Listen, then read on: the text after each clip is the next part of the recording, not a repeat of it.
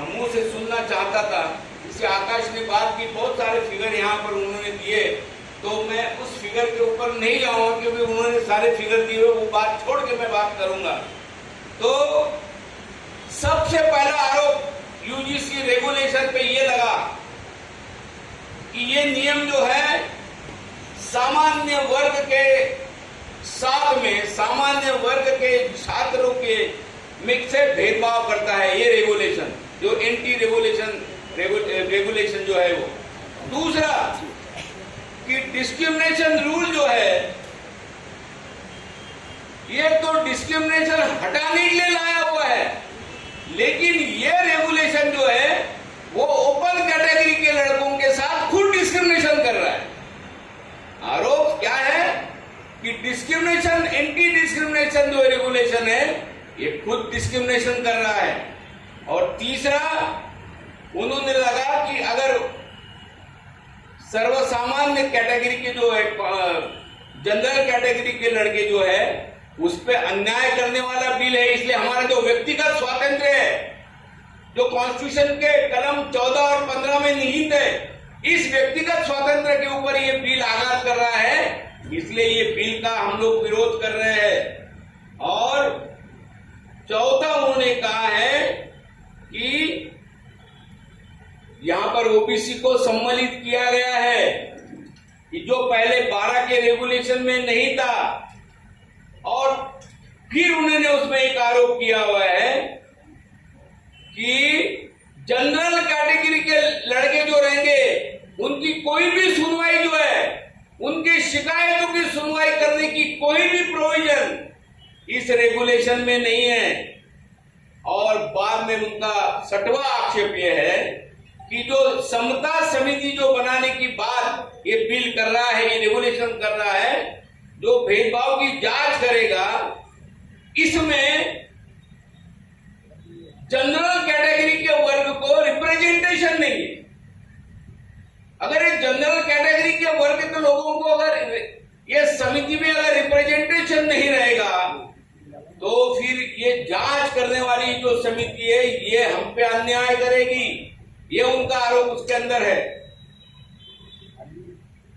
और 5वां आरोप उन्होंने कहा है कि ये रेगुलेशन जो है अस्पष्ट है, क्लैरिटी नहीं है। ये बात आंदोलन करने वाले लोगों ने प्रेस में कहा, आंदोलन करने वाले लोगों ने सर्वोच्च न्यायालय में कहा, और उसके बाद सर्वोच्च न्यायालय ने जो है अपनी टिप्पणी दी है। मैं आज का विषय ये रेगुलेशन का होने से जनरल बातें नहीं करूंगा, मेरा ध्यान पूरा इस रेगुलेशन के प्रोविजन पे है और ये रेगुलेशन सही है या गलत है, इसमें यूनिवर्सिटी ग्रांट कमीशन की मनीषा सही है या गलत है, सरकार की मनीषा सही है या गलत है, सुप्रीम कोर्ट की मनीषा सही है या गलत है, इस पे ही मैं भाष्य करूंगा। दूसरे विषय पे मैं यहां बोलना नहीं चाहूंगा।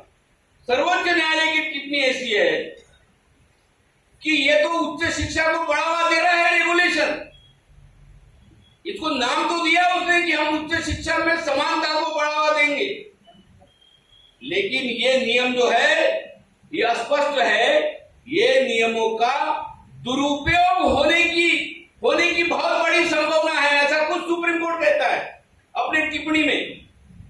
यानी उन्होंने शिक्कामोर्तब कर दिया, जो जनरल कैटेगरी सवर्ण विद्यार्थियों ने जो आंदोलन किया उनके आंदोलन को सर्वोच्च न्यायालय ने शिक्कामोर्तब कर दिया। और सर्वोच्च न्यायालय क्या कहता है कि आजादी के 75 साल के बाद भी हमारी सरकार यूनिवर्सिटी ग्रांट कमीशन ये उल्टी दिशा में जा रही है। यानी डिस्क्रिमिनेशन के खिलाफ में कोई कानून बनाना, सर्वोच्च न्यायालय ये समझता है कि तुम ये क्या कर रहे हो, ये उल्टी दिशा में जा रहे हो। दूसरा वो कह रहे हैं कि ये जाति विहीन समाज निर्मित के लिए हम लोगों ने कुछ कानून बनाने के अलावा आप ऐसे रेगुलेशन ला रहे हैं जो जातिवाद को निर्माण करते हैं। अब इससे आपको ध्यान में आएगा कि सर्वोच्च न्यायालय की जो है वो मानसिकता क्या हो। ये उनकी अपनी टिप्पणी है, ये देश में सर्वोच्च न्यायालय के सर्वोच्च पद पर बैठे हुए लोगों की यहाँ पर टिप्पणी है और ताबड़तोड़ इस वक्त उसको जो है उसमें वो स्टे देते हैं और कहते हैं कि 2012 का जो है वो नियम जो है वो यहाँ पर लागू होगा। और दूसरी बात हम लोग क्या देखते हैं कि केंद्र सरकार का सॉलिसिटर जनरल सुप्रीम कोर्ट में खड़ा था तुषार मेहता, और जिस वक्त ये सारे सवाल सर्वोच्च न्यायालय कह रही थी, लेकिन हमारे सॉलिसिटर जनरल ने एक शब्द भी सुप्रीम कोर्ट के सामने ये नहीं कहा, सर ये जो आप टिप्पणियां कर रहे हैं ये रेगुलेशन ऐसा नहीं है, ये रेगुलेशन को ये चाहिए, ये रेगुलेशन ये कहना चाह रहा है, ये रेगुलेशन में ये प्रोविजन है। कोई भी बात सॉलिसिटर जनरल वहां नहीं करता। और उसके बाद हम लोग देखते हैं कि सरकार का ही रेगुलेशन, सरकार ही उसकी पैरवी नहीं कर रही है और उसके बाद उसमें स्टे मिल जाता है। तो फिर ये बात ध्यान में आती है। और दूसरी बात सर्वोच्च न्यायालय ने बहुत कही है, आप लोगों ने ध्यान में रखना चाहिए। वो क्या कहते हैं कि कॉलेज विद्यापीठ में अगर शेड्यूल कास्ट के लड़के अगर सीनियर हैं तो जनरल कैटेगरी के जूनियर लड़कों पे वो रैगिंग करते। ये डिस्क्लासिफिकेशन में जो सीनियर अच्छे वरिष्ठ जो सीनियर लड़के एससी के हैं वो कनिष्ठ जात के एससी के ऊपर भी अत्याचार कर सकते हैं। देखो कौन कौन सी नई नई बातें सुप्रीम कोर्ट के दिमाग में उस वक्त आई है जो हमारे भी दिमाग में कभी आती नहीं। अरे भाई हम तो तमाम schedule caste, schedule tribe, OBC के डिस्क्रिमिनेशन के खिलाफ की बात कर रहे हैं, आप अभी से सब क्लासिफिकेशन के ऊपर जा रहे हो। अगर कल सब क्लासिफिकेशन होता तो एक क्लासिफिकेशन दूसरे क्लासिफिकेशन के ऊपर अन्याय करेंगे, इसकी बात आज आप कर रहे हो। यानी फिर एससी के अंदर एससी का झगड़ा, ओबीसी के अंदर ओबीसी का झगड़ा, एसटी के अंदर एसटी का झगड़ा। और इस तरह से इंटरप्रिटेशन अगर इस देश का सुप्रीम कोर्ट अगर करता है तो आप इस बात को ध्यान में रखना चाहिए कि जो साजिश शब्द जो लॉर्ड बुद्धा टीवी ने जो रखी है ये छोटी साजिश नहीं है। ये साजिश में ये सारी जो सिस्टम है, जो संवैधानिक जो संस्था है, ये संस्थाएं इसमें इन्वॉल्व है। ये बहुत सीरियस इशू है, ये बात आप लोगों ने समझ लेना चाहिए। सबसे पहले मैं उस आक्षेपों का खुलासा करना चाहूंगा कि जो आक्षेप इस बिल पे आए हुए हैं या ये रेगुलेशन पे आए हुए हैं, और उसके बाद मैं वो बात को रखूंगा कि ये रेगुलेशन में गलतियां क्या है। क्या ये रेगुलेशन भेदभाव को मिटाना चाहते हैं या सिर्फ ये ढकोसला है? इस बात की चर्चा मैं उसके बाद में करूंगा। तो पहली तो चर्चा मैं ये करूंगा कि क्या इस जो आरोप, ये जो आक्षेप, ये जो रेगुलेशन के बारे में किए हुए हैं क्या वो सही है? उनका पहला आक्षेप है कि रेगुलेशन सिर्फ एससी, एसटी, ओबीसी के भेदभाव की जांच करेगा, जनरल कैटेगरी के को न्याय नहीं देगा। ये उनका पहला आक्षेप। फिर मेरा उसको ये जवाब ऐसा है कि आप रेगुलेशन के ऑब्जेक्ट को पढ़िए, उद्देश्य को पढ़िए कि ये रेगुलेशन आया किस लिए। तो उसके ऑब्जेक्ट में क्या लिखा हुआ है कि धर्म, नस्ल, जाति, लिंग, जन्मस्थान, धर्म, नस्ल, जाति, लिंग, धर्मस्थान या दिव्यांगता के आधार पर विशेष रूप से अनुसूचित जाति, जनजाति, सामाजिक एवं शैक्षणिक रूप से पिछड़े वर्ग यानी ओबीसी, आर्थिक रूप से कमजोर वर्ग यानी ईबीसी, और दिव्यांगजन यानी फिजिकली हैंडीकैप, और इनमें से किसी भी सदस्य के खिलाफ के विरुद्ध भेदभाव का निर्मूलन करना यह उच्च शिक्षा संस्थाओं का कर्तव्य रहेगा। यानी इस एक्ट में कास्ट, रिलीजन, लिंग का स्टेट, इसके आधार के ऊपर सारे डिस्क्रिमिनेशन को हटाने की बात ये एक्ट कर रहा है। और विशेषता ये एससी के बारे में कह रहा है कि इनकी विशेषता, इनके बारे में ज्यादा ध्यान रखेगा। तो ये आप ये जो आरोप लगा रहे हैं कि ये पर्टिकुलर कास्ट के बारे में ये बात कर रहा है, वो ये बात यहाँ पर आपने याद रखना चाहिए। कल परसों मैं एक चैनल के साथ डिबेट कर रहा था, तो मुझे यही सवाल किया कि सर ये जनरल कैटेगरी के लोगों के ऊपर तो अन्याय है। मैंने कहा इसके अंदर लिखा हुआ है आर्थिक रूप से कमजोर, यानी वो किनके खिलाफ में भेदभाव होगा तो SC ST के साथ में उन्होंने EWS को भी डाला है, आर्थिक रूप से कमजोर।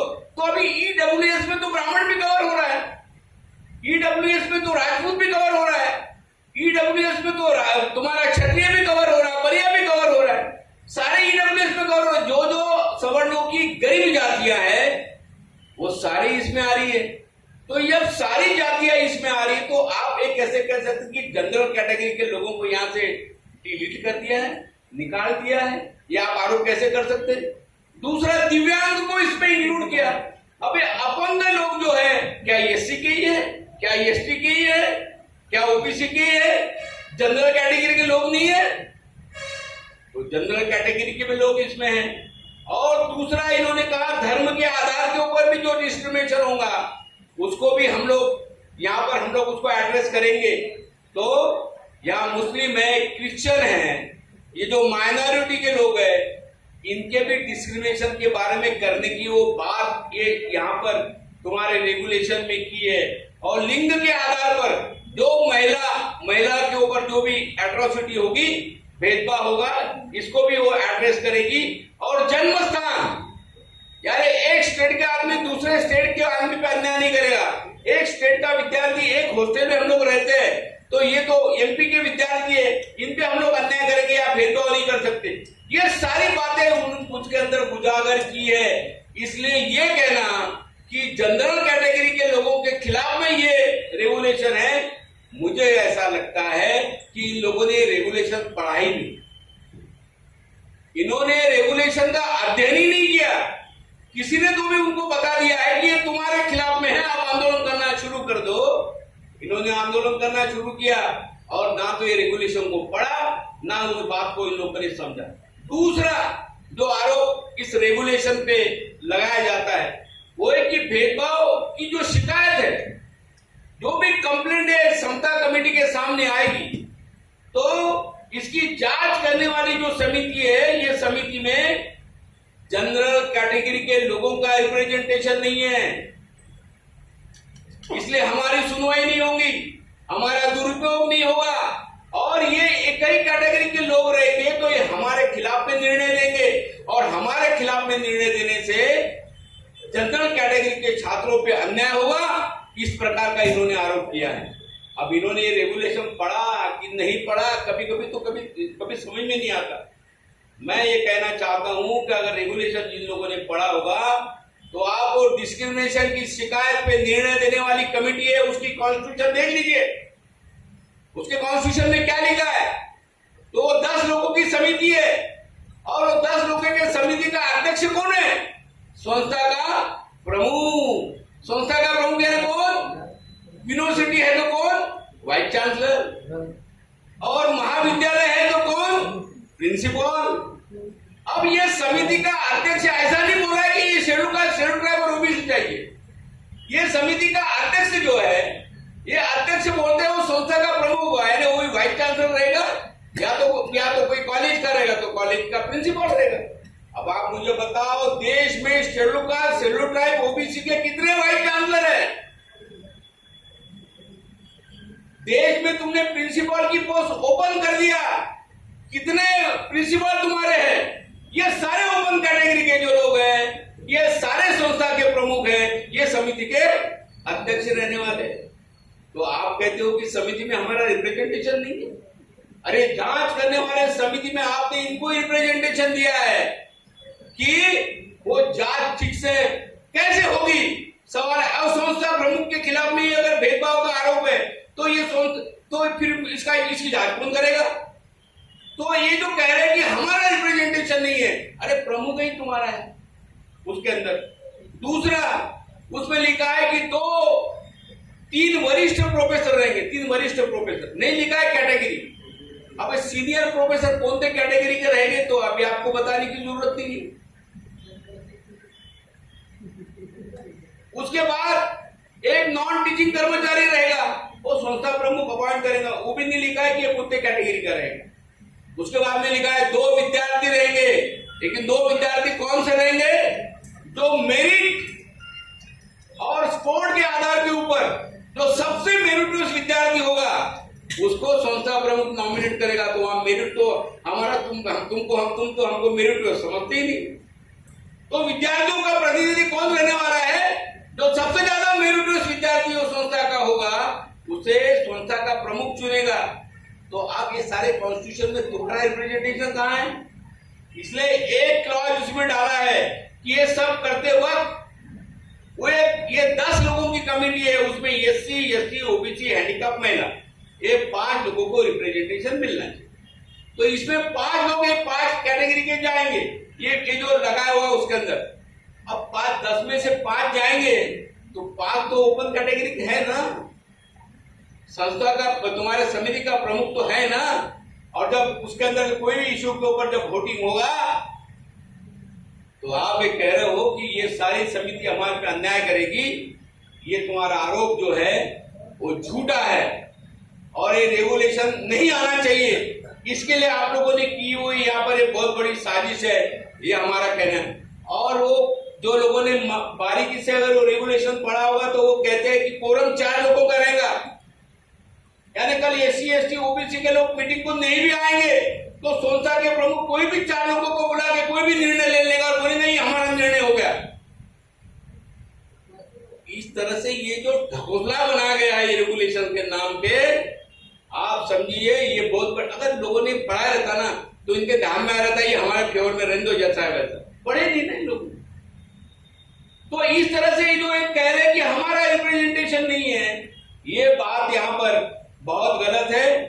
और दूसरी बात ये रेगुलेशन में लिखी है कि जो भी निर्णय होगा संस्था समिति का उसको इंप्लीमेंट करने वाली जिम्मेदारी किसकी है? संस्था प्रमुख की, वाइस चांसलर की। अरे वाइस चांसलर ही निर्णय लेते, प्रिंसिपल ही निर्णय लेते, वही एडमिशन करते, वही हॉस्टल में भी एडमिशन करते, वही प्रैक्टिकल के मार्क के अंदर सारे प्राध्यापकों की नियुक्ति करते। वो सारे चीजों में अगर डिस्क्रिमिनेशन होगा तो सारे डिस्क्रिमिनेशन में तो उसकी ही मान्यता से होगा ना। अब जब उसकी ही मान्यता से सारी चीजें होगी, नियुक्ति समिति का अध्यक्ष कौन रहता? वाइस चांसलर रहता सिलेक्शन कमेटी का। क्लास 1 क्लास 2 ऑफिसर के सिलेक्शन कमेटी का अध्यक्ष कौन रहता? वाइस चांसलर रहता है। स्कूल कॉलेजेस के नॉन टीचिंग स्टाफ और टीचर के सिलेक्शन कमेटी का चेयरमैन कौन रहता? मेंबर सेक्रेटरी तुम्हारा प्रिंसिपल रहता और चेयरमैन तुम्हारा संस्था का अध्यक्ष रहता। अब ये सारे जो लोग हैं तुम ही लोग तो अपॉइंटमेंट करते हो, कल डिस्क्रिमिनेशन अपॉइंटमेंट के अंदर अगर होगा तो आरोपी तो आप ही हो, आरोपी तो आप ही हो। अब जब आरोपी आप ही हो तो आप मुझे बताइए आप ही इंप्लीमेंट करोगे? तुम्हारे खिलाफ भी निर्णय दो, यानी खुद ही चोर और खुद ही पुलिस। ये हमारा ऐसा ये प्रकार का रेगुलेशन जो है वो हमारा ये सारा रेगुलेशन है। और इसलिए एक प्रोविजन रेगुलेशन में लेके इसमें क्या गलतियां है ये मैं बता रहा हूं। हम इसका सपोर्ट नहीं करते, लेकिन सुप्रीम कोर्ट ने इसकी जो टिप्पणी की है वो टिप्पणी का हमको विरोध है। दूसरा उसने रेगुलेशन में लिखा हुआ है अपील, अगर किसी के खिलाफ में कोई कमेटी अगर निर्णय करेगी